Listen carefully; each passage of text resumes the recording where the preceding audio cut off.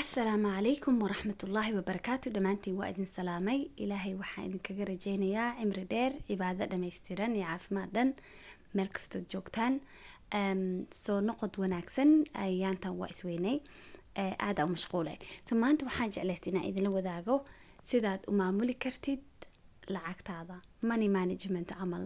So basically waa ogahay inaad taqaanid balse waa iga xasuusin.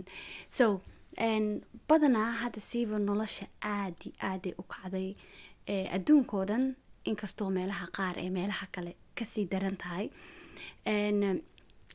wax walba cirkay ku dhaceen lacagaha qaar hoos u dhaceen. So marka waxa u baahan tahay ama u baahannahay dhamaanteenba ina ogaano waxa naga baxo iyo waxay ku baxaan. Ma isweydiisay weligaa wax adoo haysatid balse aad garanaynin si u dhamaadeen bishaan ku soo gashay bishoon intay dhamaaneen way ka baxday. So marka hadaada waxa maamulin aad ay ku qorneen waxaad qorsheysanin wax walba way iskaga qasmayaan way ku wareereysaa way ka kala lumayaan sida aad rabtay adiga iyo sida jecleedna ma noqonayso. Laga yaabo inaad tahay qof maal badan leh balse garanaynin sida u maamulo. Laga yaabo inaad tahay qof maalna la haysanin raadinayo sida wax u maamulo. Laga yaabo inaan labadaba ahaynba. So marka waxa muhiimada koowaad waa ina ogtahay kow waxa ku soo galo intay la eg yihiin iyo meelaha ay ka soo galaan iyo sababaha ay ku soo galaan. Labo waa ina ogtahay waxa ku soo galay waxa aad ku bixisid. Tusaale ahaan bil walbo maxaa kaaga baxo ijaarka guriga maxaa kaaga baxo cuntada waa ina ogtahay lacagta oo go'an ee kaaga baxdo. waa ina ogtahay ciyaalka meelaha geegeysid waxa kaaga baxo. waa ina ogtahay bil kasto meesha aad tagtid waxa kaaga baxo. adoo dhibkaas rafaadkaas ku jirtidna waa ina isku mashquulisid ugu yaraan xataa ha noqdo $1 ina meel dhigtid. taas wixii ka anfacaysaa adoo u baahan wixii hada meel dhigtid in hadhow wixii kugu soo baxo waxaad filanaynin ama waxaad rajeynaynin ee kugu soo baxo ayaa ku dabari kartaa. waayo nolosha ma la ogo wax dhici karo maanta bari hadda mar walbo wax baa iska dhici karo aad ku tashanaynin aad ka fakaraynin. So marka waxaas halkaas baan aad ku ridaysid caag yar inaad samaysatid hal baan laba baan lacagta wadankaaga waxay tahay baan ani waxa u dhahayaa waa Ingiriiska jooga.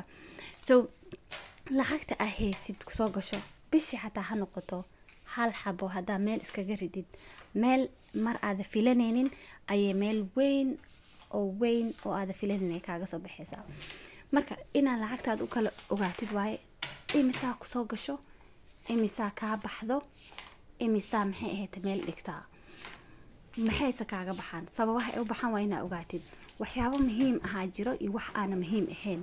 waxa muhiimka ahayn marka waa ina iska iloodid sidii ama aragtay wax fiican meel u dhigatid oo hadhow adiga ay ku anfacaan ama ganacsi ku samaysatid ama ma aragtay waxyaabo kale ku samaysid. So waxyaabaha muhiimka maxaa waaye noloshaada adiga iyo dadka mas'uulka ka tahay. yaa waa dadka mas'uulka tahay kow waa naftaada waalidka ciyaalkaaga walaalaha ehelkaaga iyo wixii kale oo raaco. marka waa muhiim qof kasto ina meel wax u dhigtid oo ugu tala gashid.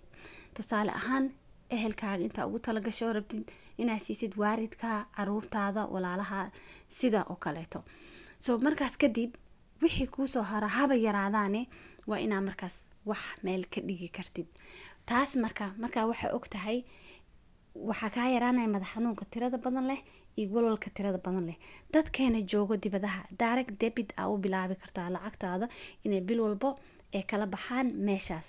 maalinta ku soo dhacday haday maanta tahay 5 bari kadib amal waqtiga siin kartaa si aad uga walwalin aad hadhow ma aragtay deeni lagugu yeelanin oo ka bacdin dood u dhicin.